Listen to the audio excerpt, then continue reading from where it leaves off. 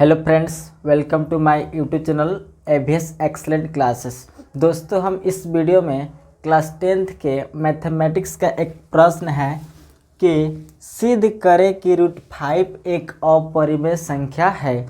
ये जो क्वेश्चन मैं कराने वाला हूँ ये बिहार बोर्ड मैट्रिक एग्ज़ाम जो 2025 में होने वाला है, ये बहुत ही महत्वपूर्ण प्रश्न है और ये प्रत्येक साल इस टाइप के क्वेश्चन देखने को मिलता है। या तो फर्स्ट पाली में पूछते, अगर फर्स्ट पाली में नहीं पूछता तो सेकेंड पाली में कंफर्म है कि पूछेगा ही पूछेगा। ठीक है, तो इस क्वेश्चन को आप लोग बिंदास तरीके से देखिएगा और अच्छे तरीके से समझने का प्रयास कीजिएगा। ठीक है, तो चलिए हम बिना टाइम वेस्ट के इस वीडियो को स्टार्ट करते हैं। ठीक है, तो सिद्ध करना है कि हमें √5 एक अपरिमेय संख्या है। क्या सिद्ध करना है कि √5 जो है एक अपरिमेय संख्या है। तो अपरिमेय संख्या सिद्ध करना है तो इस जो √5 है इसको हम लोग मान लेंगे परिमेय संख्या। तो लिखेंगे माना कि √5 एक परिमेय संख्या है। क्या है? परिमेय संख्या है, जहाँ P और Q सहअभाज्य संख्या है, सहअभाज्य संख्या है।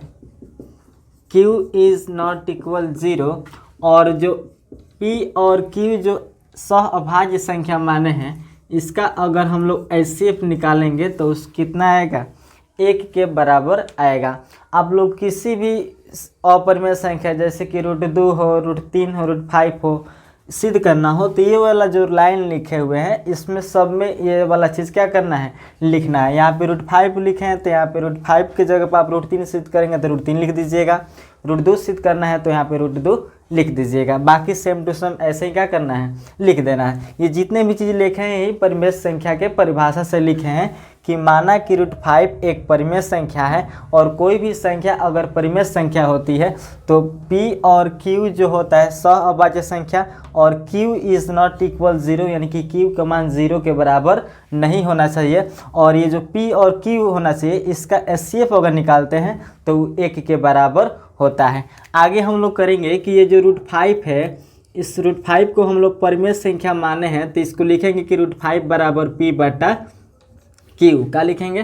√5 को लिखेंगे बराबर में P/Q। अब करेंगे कि दोनों तरफ वर्ग कर देंगे, दोनों तरफ वर्ग करने पर तो √5 का स्क्वायर हो जाएगा। आप बराबर में P/Q है तो P/Q का स्क्वायर लिख देंगे। √5 का स्क्वायर करेंगे तो रूट से स्क्वायर कैंसिल तो इधर बचेगा 5 और P/Q का स्क्वायर करेंगे तो हो जाएगा P²/Q²। यहाँ तो कोई दिक्कत। अब इसको क्रॉस मल्टीप्लिकेशन कर दीजिए, इसके बाटा में कुछ नहीं तो 1 है तो P² में 1 से गुना करेंगे तो ये हो जाएगा P² और 5 में Q² से गुना करेंगे तो ये हो जाएगा 5Q²। अब यहाँ पे ध्यान दीजिएगा कि ये Q² के गुना में 5 है। इसका मतलब हुआ कि ये 5 से P² का होगा विभाजित होगा। कैसे?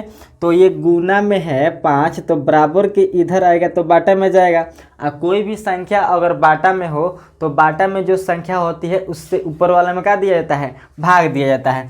तो Q² के गुना में 5 है यानी कि ये P² के बाटा में जाएगा। अब P² में बाटा में 5 में जाएगा यानी कि 5 से P² का होगा विभाजित होगा।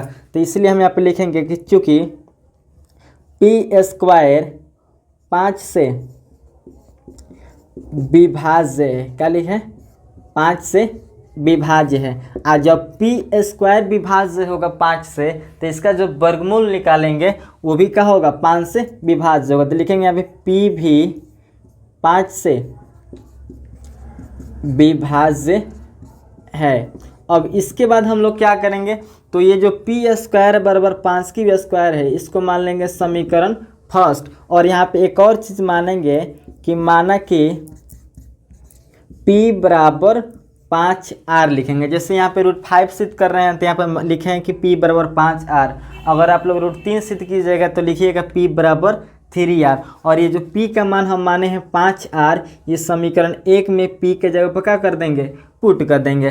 तो लिखेंगे समीकरण 1 में p बराबर 5r रखने पर, तो पी स्क्वायर बराबर में 5q स्क्वायर है, पी स्क्वायर, पी का मान कितना रखना है 5r, तो यहाँ पे लिखेंगे 5r का स्क्वायर बराबर 5q स्क्वायर है, तो यहाँ पे लिखेंगे 5q का स्क्वायर, 5r के स्क्वायर करेंगे तो ये हो जाएगा 5 का स्क्वायर 25, r का स्क्वायर, अब बराबर में कितना है 5q स्क्वायर है, तो 5q स्क्वायर, 5 से ये 25 कट जाएगा 5 बार में, ठीक है।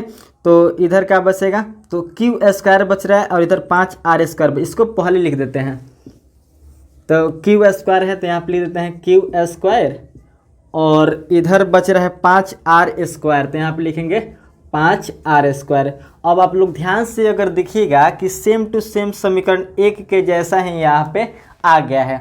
अब यहाँ पे देख रहे होंगे कि r स्क्वायर के गुना में 5 है, इसका मतलब कि 5 बराबर के अगर इधर अगर भेजते हैं हम लोग तो क्यू स्क्वायर के बाटा में जाएगा, और क्यू स्क्वायर के बाटा में यानी कि बाटा में कोई भी संख्या हो उससे ऊपर वाले में क्या किया जाता है, भाग दिया जाता है। यानी कि यहाँ पे लिखेंगे कि चूँकि क्यू स्क्वायर 5 से विभाज्य है, 5 से विभाज्य है, और जब क्यू स्क्वायर 5 से विभाज्य है तो इसका जो वर्गमूल होगा q वो भी क्या होगा 5 से विभाज्य होगा, ठीक है।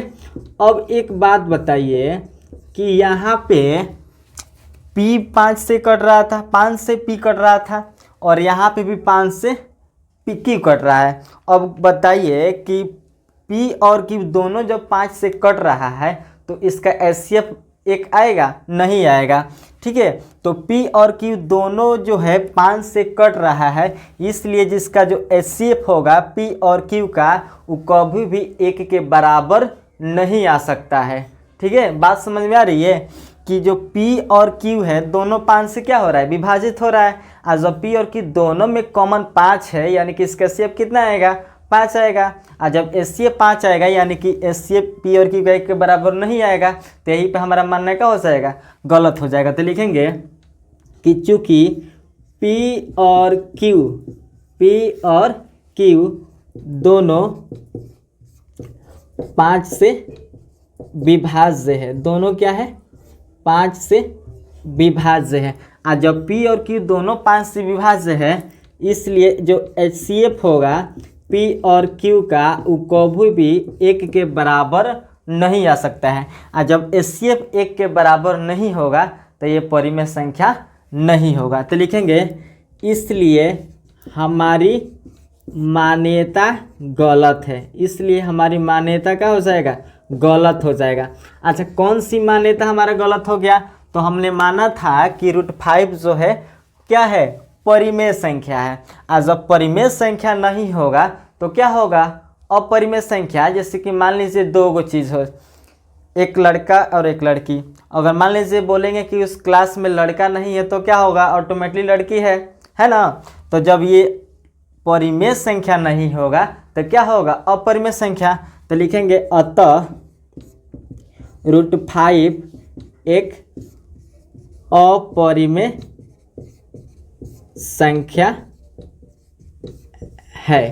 तो आप लोग इसको इस तरीके से क्या कर सकते हैं, प्रूव कर सकते हैं। और मुझे आशा ना पूरा भरोसा है कि आप लोग इस क्वेश्चन को मैंने अच्छे तरीके से समझाया है तो आप लोगों को समझ में आया होगा, ठीक है। तो इसी तरीके से आप लोग इस टाइप के क्वेश्चन को आप लोग आसानी से कर सकते हैं। अगर वीडियो को अच्छा लगा हो तो वीडियो को लाइक शेयर एंड कमेंट कर सकते हैं, और अगर हमारे चैनल पर पहली बार आए हैं तो हमारे चैनल को भी सब्सक्राइब कर सकते हैं।